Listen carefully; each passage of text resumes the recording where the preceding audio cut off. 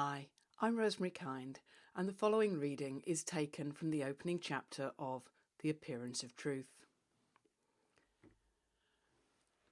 Billingbrook, Lancashire, 24th of March 2007. Of course there was no such thing as Groundhog Day, not in the sense of reliving the same day over and over again. In terms of the groundhog being used to predict the start of spring, that was a different matter. Certainly the shadow of winter had lingered over the whole of the last 12 months. Now it was the first anniversary of that day and the pilgrimage to Billingbrook Cemetery that Lisa had been dreading. It wasn't her first visit, it wasn't her 10th for that matter, but today felt different. Today marked a period of transition.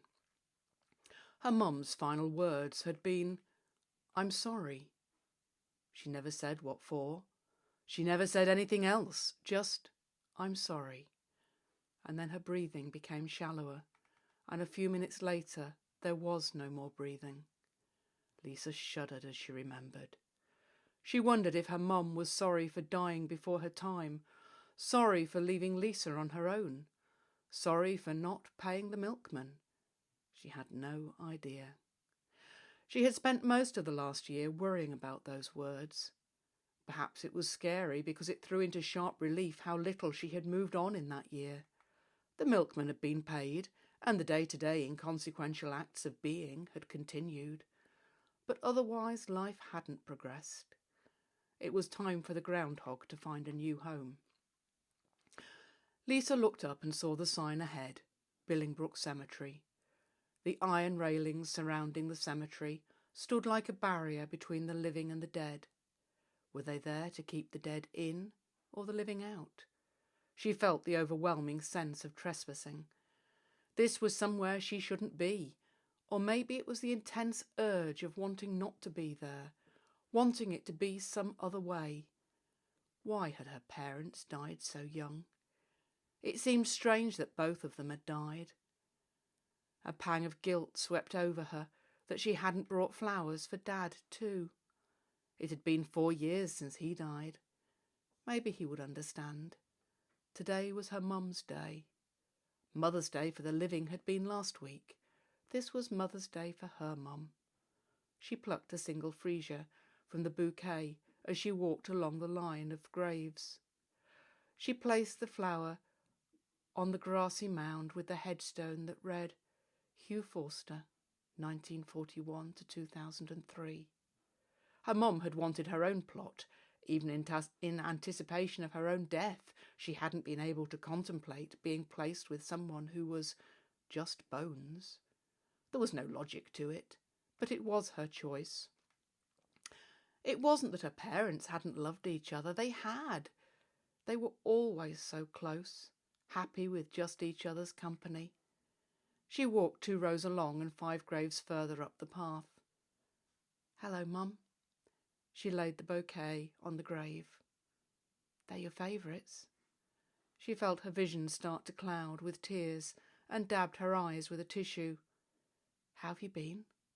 Silly question, I suppose. It's just, I don't know what to say. I can't believe it's been a year. I miss you. There are so many things I wish I'd asked you. So many things I should have said. Your house sold in January. There's new people in it now. I wonder if they'll be as happy as we were.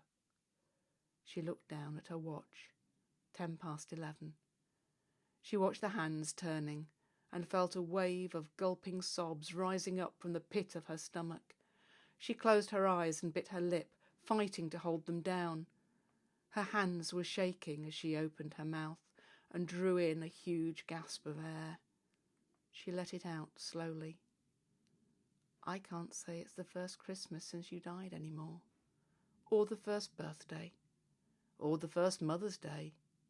The hands ticked to 11:15. She felt as empty as she had ever felt. I guess I'll be off then. I'll see you soon. She stumbled away, head down, lost in a flood of grief. At another time, when her thoughts were less distant, she would have registered the creak of the rusty iron moving on its tired hinges. Instead, she jolted to a stop as she walked straight into the man who had just come through the gate. "Sorry, I'm sorry." She sobbed and went to move around him. She blew her nose on another scrappy old tissue from her coat pocket and tried to regain some composure. It was a gusty day, and she felt the wind driving a tear across her cheek. She had given up wearing makeup on the days she'd visited the cemetery. It would have needed industrial-strength materials to stop it from running into tear-stained clumps. "Hey, wait! Are you okay?" Lisa felt her neck and back stiffen. She had struggled through her grief very much on her own. She hated to be seen this way. "Come and sit down," the voice said, as the man led her towards a bench. She flinched. He could be anyone. However, there was no real fight left in her, and she followed his command. "I'm Pete," said the stranger. "I hate coming to this place, but it's the only way to talk to Mum these days." She looked up, shocked by the openness of someone she'd only just met.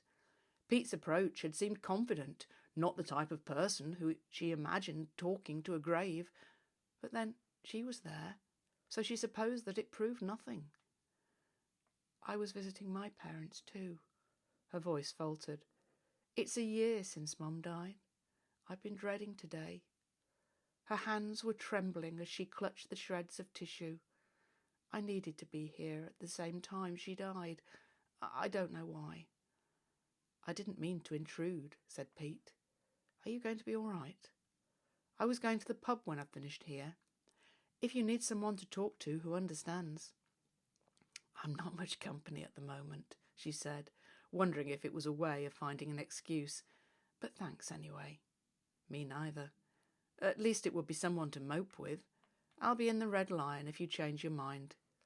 She studied the even features of Pete's face, with his gentle blue eyes and rugged chin, as he broke into a smile, and Lisa began to feel better than she had done all morning. "I'll be there about midday. It usually takes me 20 minutes to have a chat with Mum. Maybe I'll see you there." Pete smiled again before setting off at a brisk walk into the heart of the cemetery. She watched him go. It felt quite a surreal situation. She almost wondered whether the conversation had taken place at all. Thank you for listening to this reading from The Appearance of Truth. If you've enjoyed it, then hopefully you'll go on to buy the book and enjoy the whole story. Thank you.